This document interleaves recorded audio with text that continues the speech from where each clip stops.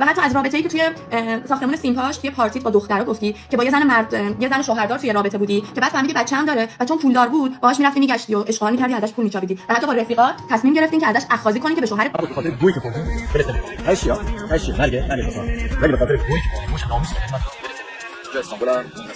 ترانه زر میزنی حواست باشه ویدیوهایی ازت پخش میکنم بیرون که دست یارو همه جا هست دیگه دارم روش صحبت میکنم دارم احترامتون رو نگه دارم حواستون رو جمع کنین من بندازم بیرون ویدیو و عکساتون آبروتون میره. من دیروز یه ویدیویی تو اینستا دیدم که این آقا داره ترانه رو تهدید میکنه. خواستم بگم که از اولین روز داره منم تهدید میکنه که فیلماتو پخش میکنم این کارو میکنم. تا اینجاش خیلی سکوت کردم، خیلی احترام گذاشتم. از این به بعد دیگه سکوت نمیکنم. تو نمیتونی با تهدید کردنت ما رو بترسونی و این که تمام قد پشت ترانه. بابا مگه گفتش اگه عکس تو توی اینستاگرام ببینه سرش میذارم کنار جوب ببرم. گفتم سر منو بذار کنار جوب ببر، اما من دیگه تو زندان کسی زندگی نمیکنم به خاطر این محدودیت. آره آخه میدونی سفدا حمل خودش داره یه چیز حمل میکنه. الان امیر هم داره سفدا رو حمل میکنه هم یه چیزیو. این قسمت از عشق ابدی پر از افشاگری‌های تکان دهنده است. از رابطه پنهانی امیرحسین با زن شوهردار تا خبر جنجالی بارداری سودا. طناز با صراحت میگه رابطه امیر و سودا یک دروغ بزرگ بوده. شاهین با عصبانیت ترانه رو تهدید میکنه. مراقب باش، عکسای خصوصیتو پخش میکنم. اما محدثه جواب میده این تهدیدات دیگه ما رو نمیترسونه.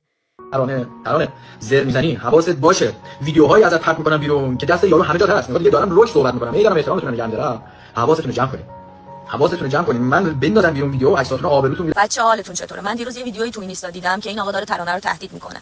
خواستم بگم که از اولین روز داره منم تهدید میکنه که فیلماتو پخش میکنم این کارو میکنم. تا اینجاش خیلی سکوت کردم، خیلی احترام گذاشتم. از این به بعد دیگه سکوت نمیکنم. تو نمیتونی با تهدید کردنت ما رو بترسونی و این که تمام قد پشت ترانه. من الان پست جدید گذاشتم دیدم تو کامنت ها همه نوشتن چرا حمایت نمی‌کنی از ترانه.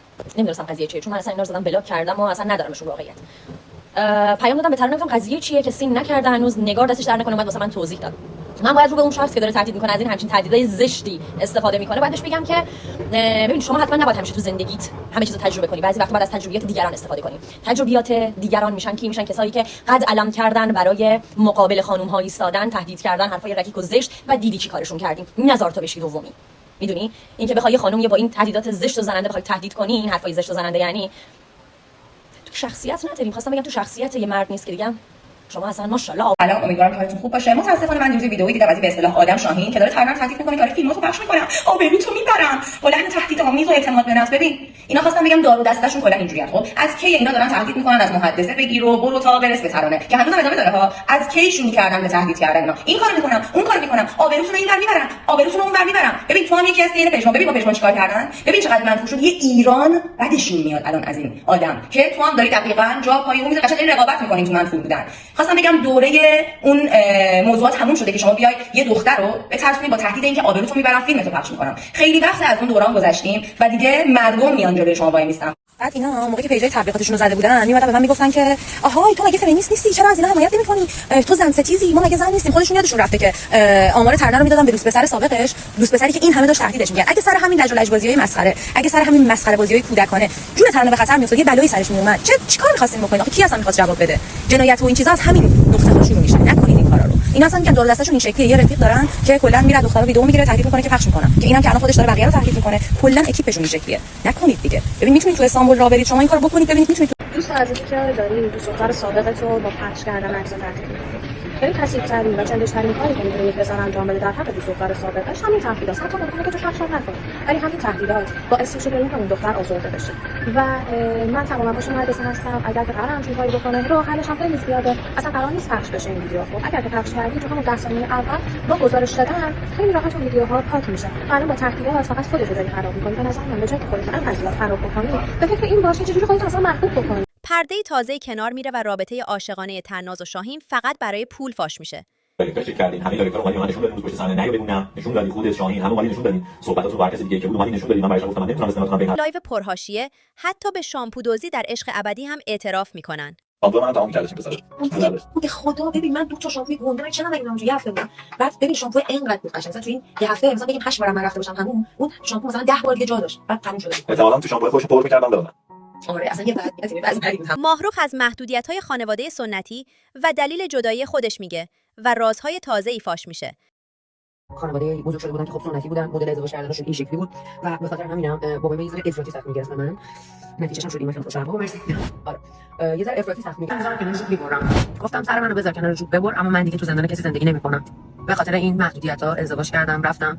اون همسرم فهمید که من چقدر آسیب دیدم و خواست آسیب بیشتری به من بزنه و الان که برگشتم تو این خونه اجازه نمیدم که کسی بخواد بهم. محبود و ترانه هم رابطه ماهرخ و پژمان رو به سخره میگیرن و دست به افشاگری میزنن. داشتی دختر مردم بازی می‌کردی تو برنامه اومدی بعد باشه راست زنده اونم در دلیل دیواز بیرون من دختر داشتم باش برگردم. چه جالبی تو هم دوست دختر داشتی. یعنی واقعا چه دختر بدبختی بعد باشه که دوست دختر تو باشه بعد تو بخوام آب نمک بیاری. وای ببین چه دیسی شده اون بدبخت. یعنی الان مثلا سلام بهت می‌کنم. دلم برات سوخت. کبابم برات.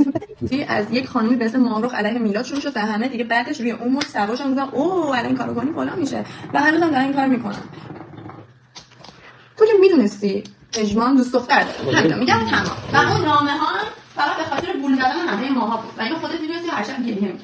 تناز جان عزیزم میدونم فشار روحی روانی زیاد بهت اومده و یه مقدار ناراحت عصبی و هر حرف مفتی که از دهنت داره در میاد و میزنی، ولی خب اینم بدون که من نمیتونستم از خیانت بگذرم و حرفی نزنم و سکوت کنم، چون من همیشه هر چیزی که از نظر من حق بوده و احساس کردم که داره ناحقی میشه رو گفتم. فرقی هم نداره شاهین و اکبر و اصغر و صغرا باشه. خب ولی خواهش ازت میکنم اجازه بده که من این حرف مفتی که زدی رو بذارم پای فشارهای روحی روانی که بهت اومده و بچه بودن، چون هم تو هم من میدونیم که من چقدر اونجا حال خرابی کشیدم و چقدر ناراحت بودم و حتی یه جا دو تا جا یعنی خواستم اعلام سینگلی بکنم و خود کارگردان اجازه نداد. تا الان هر کی به من رسید گفت چرا با تناز رفاقت کردی، گفتم تناز دختر خوبیه، این کوچولو بچه است، چیزی تو دلش نیست، با معرفته، ولی انگار چیزایی تو دلت هست، فقط آب ندیده بودی وگرنه شناگر خوبی هستی.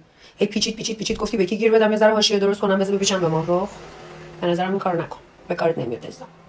بشین زندگی تو بکن، پیشرفت تو بکن، از حاشیه دوری کن، حاشیه خوب نیست. و در نهایت تناز از زندگی تلخ کودکی خودش پرده برمی‌داره. مثلا بود مادر پدرم اصلا جدا شدن و یه جدایی توافقی بود، ولی بعدش جنگ و دعوا و اینا کشیده شد که من و داداشم همیشه یه گوشه خونه وای می‌سادیم و نگاه می‌کردیم و من اونجا با اینکه 8 9 سالم بود گفتم آقا دیگه من ازدواج می‌کنم میرم. مامانم بعد دیگه خودش داشت جایی که دوست داره باشه با کسی دوستش داره باشه. اینجوری شد که تو شرایط مالی خوبی هم نبودیم و من با 9 سال سن آشپزی موقعیت گرفتم.